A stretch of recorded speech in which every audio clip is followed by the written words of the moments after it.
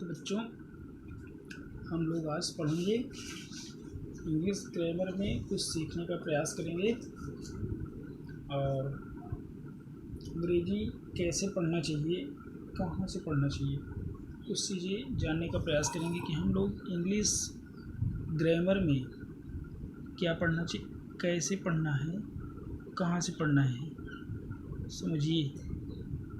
तो हमको English grammar पर कुछ चर्चा करेंगे।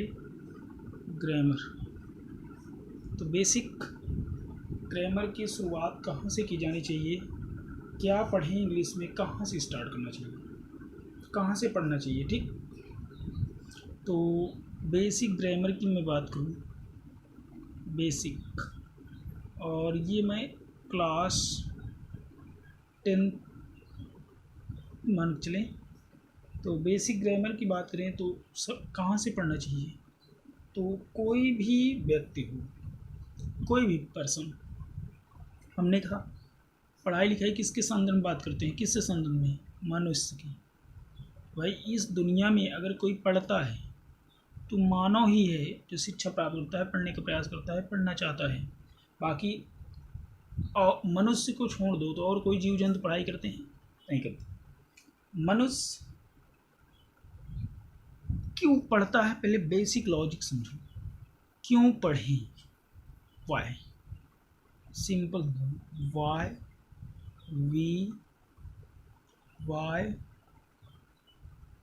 वी स्टडी, हम क्यों पढ़ते हैं, क्वेश्चन। देखिए, मानव का जन्म जो हुआ है, मनुष्य का जन्म है, मनुष्य के पास क्या है, माइंड है।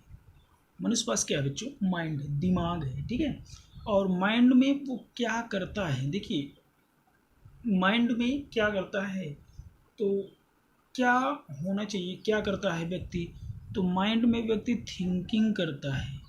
क्या करता है बच्चों, पहले समझो, थिंकिंग, कुछ ना कुछ सोचता है। मनुष्य क्या करता है, कुछ ना कुछ सोचता है, और जो सोचता है वही मानव के क्या होते हैं, वही मनुष्य के आइडियाज होते हैं, ठीक है। कुछ ना कुछ माइंड में इमेजिन करता है, क्या करता है, कल्पना करता है, ठीक है। अपने फीलिंग्स बताता है, क्या करता है, फीलिंग उसकी कहाँ पे फील होता है, माइंड में फील होता है। तो सारी चीज़ें समझिए, तो ये सारी चीज़ें मानव करता है, और जब वो करता है इसकी कल्पना, तो इन सारी चीज़ों को उसको एक्सप्रेस करने की आवश्यकता पड़ती है। क्या करना पड़ती है बच्चों, एक्सप्रेस। क्यों पढ़े, मैं आपको लॉजिक बता रहा हूँ कि क्यों पढ़ाई करना चाहिए, क्यों पढ़ना चाहिए। तो एक्सप्रेस करना पड़ता है, व्यक्ति क्या करना पड़ता है, एक्सप्रेस करना पड़ता है, अभिव्यक्ति करना पड़ता है। और अभिव्यक्ति करने के लिए किसी भी चीज़, अपने विचारों को, अपनी कल्पनाओं को, अपने विचार को, अपनी कल्पना को, अपनी फीलिंग्स को अगर हम एक्सप्रेस करेंगे, ठीक है, एक दूसरे से शेयर करेंगे, आदान प्रदान करना पड़ता है, ठीक है, आदान प्रदान करना पड़ता है। तो इम्पोर्ट एक्सपोर्ट करते समय, ठीक है, यहाँ समझिए। तो इसके लिए दो मेथड हैं आपके पास, कितने, या तो आप स्पीकिंग करके, बोल करके अपने विचारों को बता सकते हैं, या राइटिंग करके, ठीक, या तो लिख करके या तो बोल करके। दो ही तरीके होते हैं कि व्यक्ति अपनी कल्पना को क्या करता है, बता सकता है, ठीक है। लोगों को बताना है। अब आप बोल करके या बता करके, तो बोलने में तो हमारा लैंग्वेज यूज है नहीं, ठीक है, बोलने में लैंग्वेज नहीं है, लेकिन राइटिंग में लैंग्वेज का यूज़ करना पड़ता है, ठीक है। तो इस प्रकार से हम करते क्या हैं, ठीक। तो यहाँ पर भी क्या बोलते हैं, देखिए एक छोटा बच्चा होता है, क्या करता है, बोलना सीखता है। पहले भाई पहले तुमने क्या सीखा, स्पीकिंग ही तो सीखा। सबसे पहले बच्चे क्या करते हैं, बोलना सीखते हैं। और बोलते क्या हैं, क्या बोलते हैं, क्या सेंटेंस बोल लेते हैं, क्या वर्ड बोल लेते हैं। सबसे पहले क्या बोलता है बच्चा, क्या बोलता है, जानते हो क्या बोलता है, लेटर, लेटर पहचान लेता है। तुमने कहा का तो बच्चा पहचान लिया का, तुमने कहा खा तो बच्चा पहचान लिखा ना। भाई पहले बच्चा क्या निकालता है, साउंड निकालता है। क्या बोलता है, साउंड निकालता है, छोटा बच्चा। जब बच्चा हॉस्पिटल में होता है, कहाँ पे होता है, हॉस्पिटल, न्यू बॉर्न चाइल्ड होता है, न्यू बॉर्न चाइल्ड, ठीक। तो वो क्या करता है, साउंड निकालता है, ठीक। और फिर वो साउंड जब क्लियर करता है साउंड, और साउंड जब क्लियर धीरे धीरे होता है, तो जब उसको हम एक राइटिंग मेथड देते हैं, राइटिंग मेथड में लाते हैं, लिखने की प्रवृत्ति में लाते हैं, तो उसी साउंड का सिंबल बनाया गया। हमारे भाषाविदों ने क्या किया, लिंग्विस्टिक ने उसका क्या कर दिया, सिंबल बना दिया। और सिंबल बनाया, मार्क बनाया, ठीक है, सिंबल बनाया, तो उसी को हम लोग क्या कहते हैं, सिंबल को ही क्या कहते हैं, लेटर। ठीक, लेटर कोई अपने आप, ये लेटर कुछ है नहीं। आपने कहा ए, तो ये थोड़ी भाई, देखो ये इंग्लिश वाले ने इस सिंबल को माना और हमने इसको मान लिया, ठीक है। तुमने कहा का, तो ये हिंदी वालों ने मान लिया, ये मान लिया इंग्लिश वालों ने। मतलब ये प्रकार के क्या है सिंबल। उर्दू लैंग्वेज पढ़ेंगे उसमें कोई और सिंबल, चीनी लैंग्वेज पढ़ेंगे और सिंबल, संस्कृत पढ़ेंगे तो मतलब कि धीरे धीरे जितनी भी लैंग्वेज हैं वो सब क्या होती हैं, चेंज होती रहती है। मतलब उसके सिंबल हैं, ये सारी चीज़ें क्या हो गई, सिंबल। तो व्यक्ति क्या करता है, सबसे पहले क्या क्या करता है, बोलो, लेटर। अब लेटर जब सीख लिया तो लेटर से ही क्या करता है, वर्ड। और वर्ड जब हम बच्चे को बताते हैं, किसी भी छोटे बच्चे को वर्ड बताते हैं, तुमने कहा बच्चे को जब बताते हैं पानी, तो पानी नहीं लिख पाता, न समझ पाता, न पानी, तो कहना क्या चाहता है, तो उस वर्ड का बच्चे के माइंड में एक फिगर उत्पन्न होता है। क्या बच्चों, फिगर, एक इमेज बन जाती है। जो छोटे बच्चे होते हैं, हम लोग भी छोटे थे तो उसी तरीके से सीखा है। तो लैंग्वेज का विकास, व्यक्ति का विकास, भाषा का विकास कैसे होता है, तो व्यक्ति क्या करता है, फिर फिगर बन जाता है। फिर उस फिगर को देख करके ही बच्चा क्या करता है, हम लोग, छोटा बच्चा क्या करता है, स्पीकिंग करता है। फिगर को देखते ही बच्चा क्या करता है, स्पीकिंग करता है, बोलता है। नहीं तो अगर आप उसको कहिए मैंगो, उसको आपने कहा मैंगो, तो मैंगो न लिख पाएगा, न क्लियर बोल पाएगा। लेकिन एक बार देख लिया कि इस तरीके का कोई भी, देखो थोड़ा इंग्लिश नहीं बन पा रहा है ना, एक बार देख लिया कि इस तरीके का कुछ भी हो तो ये मैंगो हुआ, ठीक। अब ये मैंगो, तो वो ऐसा कुछ भी देखेगा तो क्या कहेगा कि मैंगो है। जैसे भाई देखो बचपन क्या करता है, ठीक। अब जैसे छोटा बच्चा है, उसको कहो क्या वो जानता है, इसको बताया गया कि ये मम्मी है, ठीक, तो मान लेते मम्मी। फिर उस तरीके की कोई अन्य लेडी दिखी, ठीक, अब उसे बच्चा कौन, बोले तो मम्मी, कह देगा।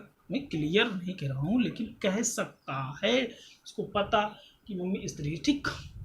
जैसे पहली बार हम बताते बेटा ये क्या है, ये आपके अंकल हैं। कौन है, अंकल। तो फिर उस एज के, भाई किसी बच्चे का अंकल मान लो, मैं मानता हूँ 15 ईयर्स का हो, ठीक, तो उतने ही समान अगर कोई, अच्छा ये कौन भैया, ये अंकल जी हैं, चाचा हैं, तो हम लोग कहते रहते हैं। तो इस तरीके से बच्चे का विकास होता है, उसकी धीरे धीरे इमेज विकसित होती जाती है। तो उसी प्रकार से फिर क्या करता है बच्चा, वर्ड बोल लेता है। फिर वर्ड, एक एक वर्ड को करके वो बनाता क्या है, फिर सेंटेंस बनाता है, ठीक। एक एक वर्ड को करके वो धीरे धीरे सेंटेंस बनाने लगता है, ठीक। और सेंटेंस बनाने के बाद फिर हम धीरे धीरे क्या पढ़ते हैं, सेंटेंस के बाद, सेंटेंस पढ़ा, सेंटेंस के बाद हम लोग फिर धीरे धीरे हमारा सेंटेंस पढ़ते पढ़ते कई सेंटेंस मिल गए, पैसेज बना, और कई पैसेज मिल करके हमारा लेसन तैयार होता है। कई लेसन्स तैयार करके हमारी बुक तैयार होती है। और इसी प्रकार से हम फिर पढ़ते आगे बढ़ते चले जाते हैं, ठीक है। और यही तो कहने का मतलब, जो मोस्टली ये वर्ड जो होते हैं, ठीक है, एक एक वर्ड, जब यही वर्ड क्या बन जाते हैं, मेनी वर्ड बन जाता है। एक से अधिक वर्ड्स जब होते हैं, एक से अधिक वर्ड होते हैं, ठीक है, और एक से अधिक वर्ड जब क्या हो जाए, डेफिनिट क्रम में हो जाए, क्या हो जाए, डेफिनिट ऑर्डर में हो जाए। जब एक से अधिक वर्ड को क्या कर दीजिए, निश्चित क्रम में कर दो। किस क्रम में कर दो, निश्चित क्रम में कर दिया जाए। एक से अधिक वर्ड को क्या करें हम लोग, निश्चित क्रम में कर दें, ठीक। और निश्चित क्रम में करने का पर निश्चित क्रम में भी हो और उसका कोई ना कोई मीनिंगफुल सेंस भी हो, ठीक है। उसका क्या होना चाहिए, कंप्लीट मीनिंगफुल सेंस। अगर ऐसा है, ऐसा ग्रुप ऑफ वर्ड है, तो इसी को हम लोग क्या कहते हैं, सेंटेंस कहते हैं। क्या कहते हैं बच्चे, सेंटेंस। सेंटेंस कुछ वर्ड है। सेंटेंस क्या होते हैं? शब्दों का, कई शब्दों का क्या होता है? ग्रुप होता है। कई शब्दों के ग्रुप होते हैं जो कि डेफिनेट ऑर्डर में होते हैं और कंप्लीट मीनिंगफुल सेंस देते हैं। ठीक, यानी यहाँ पर बात करें तो यही शब्दों का समूह ही क्या कहलाता है? सेंटेंस कहलाता है। सेंटेंस क्या होते हैं? तो सेंटेंस की डिफिनीशन, अगर डिफिनीशन बच्चों लिखो तो सेंटेंस की डिफिनीशन में आपको बेसिक ग्रामर की बताओ। डेफिनेशन के तौर पर तो सेंटेंस क्या होते हैं? तो हम कह सकते हैं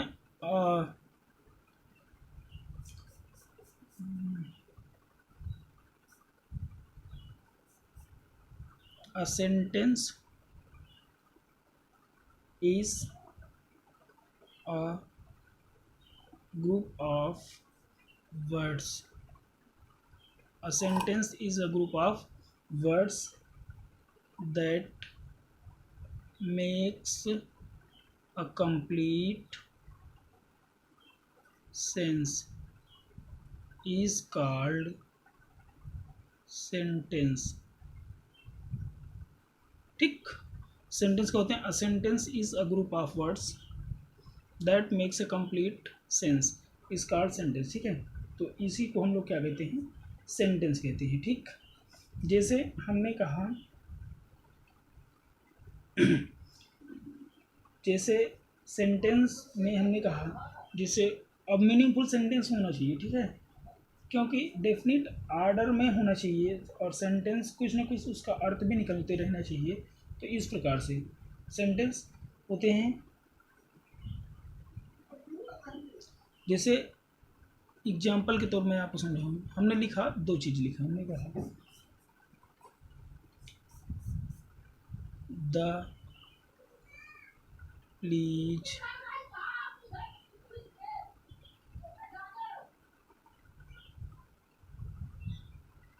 एक हमने लिखा। देखो इतने, इसमें कितने, देखो एक मिनट ध्यान नहीं दिया बच्चों।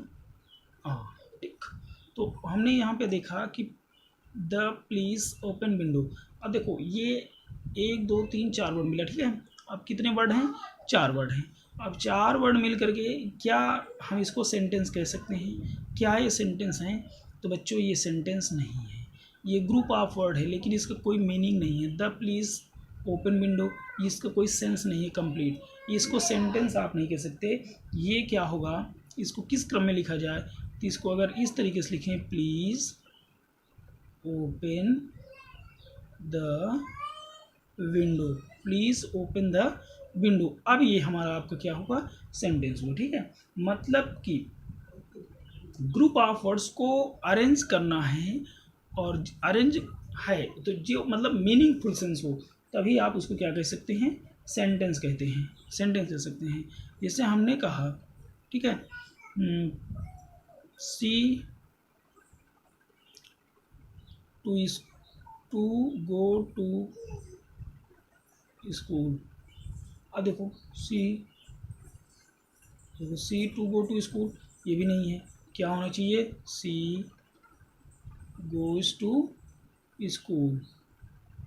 तो इस तरीके से मतलब सेंटेंस का डेफिनेट क्रम होना चाहिए, ग्रुप ऑफ वर्ड होने चाहिए, कंप्लीट एंड मीनिंगफुल सेंस होना चाहिए, तभी आप उसको सेंटेंस कह सकते हैं। नहीं तो आप सेंटेंस नहीं कह सकते हैं। ठीक है,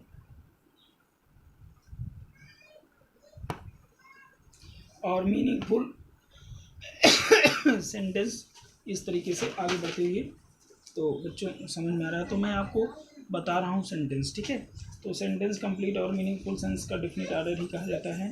तो इसके अलावा कंप्लीट और मीनिंगफुल सेंटेंस जैसे अगर हम लिखें, जैसे अगर लिख दें कि देखो 2 and 2 is 5, 2 and 2 is 5। ठीक है, 2 and 2 is 5, 2 and 2 is 5। ठीक है, तो ये क्या हुआ?